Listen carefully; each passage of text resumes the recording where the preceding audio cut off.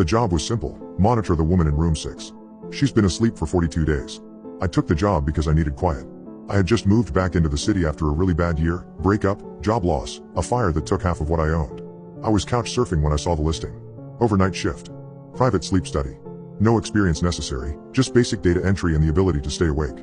I figured I'd get some peace, maybe save up enough to afford rent somewhere that didn't smell like damp carpet and stale weed. The company was called Somnotech. I googled them. Not much came up.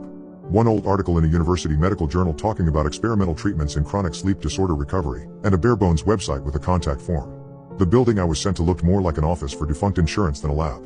Beige, windowless, buzzed me in through 2 locked doors. Everything inside was silent and clean. No logos. Just halls that didn't echo. They gave me a laminated badge and walked me to observation room 6. It had one long window, a chair, 3 monitors, and a clipboard. That was it.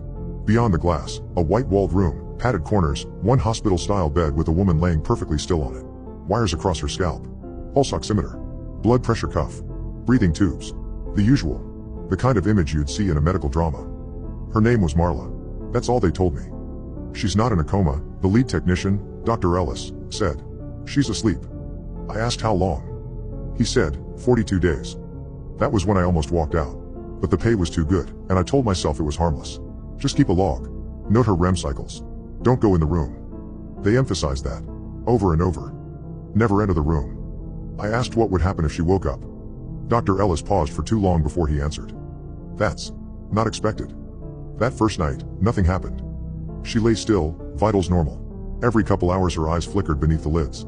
Standard REM activity. Once, around 2:30 a.m., her hand twitched. I logged everything. I didn't sleep, didn't even look away much. Just sat and stared, drank vending machine coffee, and listened to the soft beep of monitors that never changed. It wasn't until the 3rd shift that she moved. Not much. Just shifted in bed. Rolled slightly. Her breathing deepened. That's when I noticed something strange. The audio feed picked up sound from her room, but it was too clean. No background noise. No rustle of sheets. Just her breathing. Then she said something. A whisper. I hit replay. She'd said a name.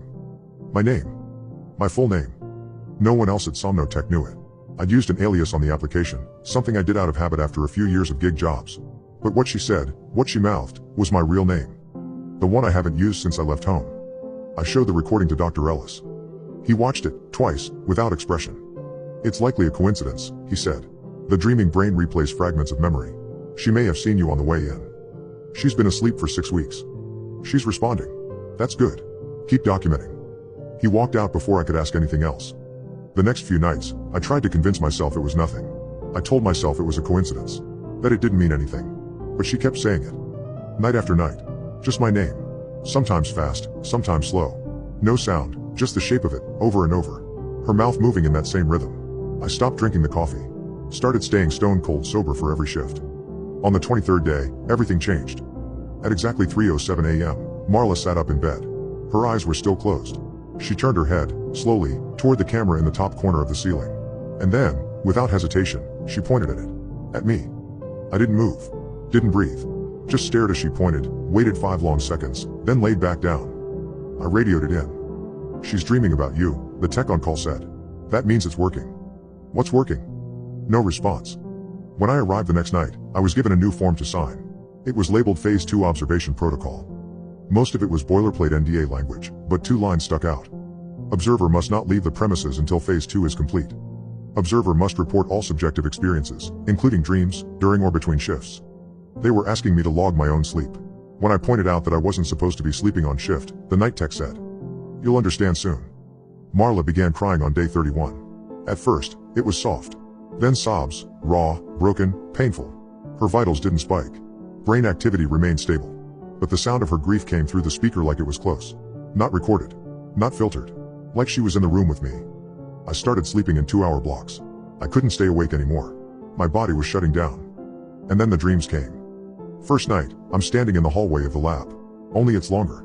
The walls are too narrow, the ceiling too low. At the end of the hallway, there's a door. Behind it, whispering. Second night, Marla is sitting in the chair I use. Writing something. Every time I try to speak, she looks up and smiles. Her eyes are still closed. Third night, I'm in the observation room, but the monitors show me, sleeping. Marla's bed is empty. I started documenting the dreams. Every detail. I showed them to Dr. Ellis. He didn't even blink. "You're sinking," he said. "Sinking with what?" He just said, "The bridge needs a guide." I stopped asking questions. I stopped pushing. I didn't have much choice. I started working double shifts. 18 hours on, 6 off. I slept at the facility. They put me in a bunk room in a hallway I'd never seen. I thought it was just exhaustion, but when I tried to leave the building after that shift, my badge was deactivated. The front door stayed locked. I went back to the observation room. Marla was sitting up in bed, hands on her face, still crying. She'd been crying for 9 days straight. I didn't eat, didn't sleep. I started taking the pills they left by the coffee machine. They didn't help. My vision blurred. My hands shook. Every time I looked in the mirror, I saw bags under my eyes, my face pale and gaunt. I wasn't there anymore. I was just in the room. Staring. Always staring. And then Marla opened her eyes. Just for a moment, just a fraction of an inch, but they were open. Not white, not rolled back. She was looking at me. Her pupils were there. Focused. She held my gaze for a breath, then closed them. I tried to call Dr. Ellis. My radio didn't work anymore. The lights went out. The only thing left was the audio feed. Her soft crying. And then, she said my name again. That's when I noticed. My clipboard was empty. Every log, every note, every dream I'd written down, gone. I grabbed for the stack of old forms from the drawer under the monitor. They weren't there.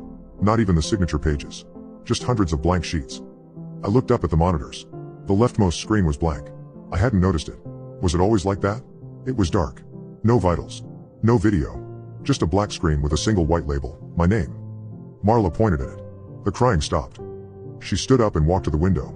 I felt cold. My blood slowed. My heart pounded in my ears. Then she reached out and touched the glass. And for the first time, the audio picked up more than her breath. It picked up mine. I backed away. But there was nowhere to go. The door was locked. Marla stared at me through the window, and her expression changed. Her brow furrowed. Her mouth opened. I watched the shape of a question form on her lips. Suddenly, I was in the room. Not the observation room. Her room. My hand touched the bed. Cold sheets. The air smelled sterile. There was one window. No monitors. I was on the other side of the glass. I was in the bed. I looked over the edge of the mattress and saw myself. I was sitting in the observation chair, writing on a clipboard. My eyes were open but blank. The rightmost monitor showed vitals, but they weren't Marla's. They were mine. My breathing, my heart rate. And on the leftmost monitor, just darkness. Marla stood in front of the window in the observation room and pointed at me. She mouthed something over and over again. Not my name. Not this time. I couldn't understand it. I tried to get up, to reach for her, but I couldn't move. She took one step back and turned toward the door. I heard it open. Someone walked in, someone I couldn't see.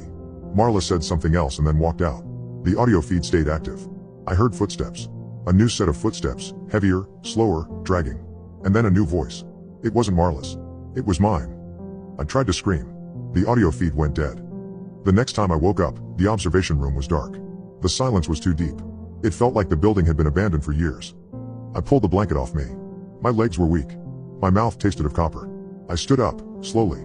The air was freezing. My breath came out in clouds. The window was dark. All the lights were off. But when I looked at the ground, I saw I wasn't standing on the floor.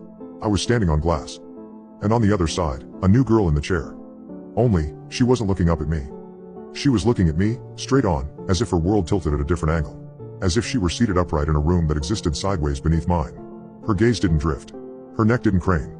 She met my eyes like we were sitting across from each other, not separated by gravity and glass. I dropped to my knees, pressing my hands to the pane. She watched me. Pale, shaking, eyes wide with fear. She looked like she'd been crying. Like she'd seen something she didn't understand. I recognized myself in her face, but it wasn't me. It couldn't be. Because behind her, on the far side of the darkened room, there was a figure standing in the corner. It was me. The other me. The one that sat in the chair. Its eyes were open, and it was smiling. And on its lap, an empty clipboard, waiting to be filled. It's been 4 months since I arrived at Somnotech. I haven't slept in 3. I've written all of this down. I'm not sure how many times. I don't know how much is real. The girl in the chair doesn't look at me anymore. She stopped crying. She stopped moving. She's becoming like the other one. The smiling one. The one in the dark. The one who's waiting for its turn. I don't want to know what comes next. I don't think anyone does. But it doesn't matter what we want. All that matters is what it wants. And it's getting closer. I can hear it in the walls. I can feel it in my skin. I can see it in the reflection.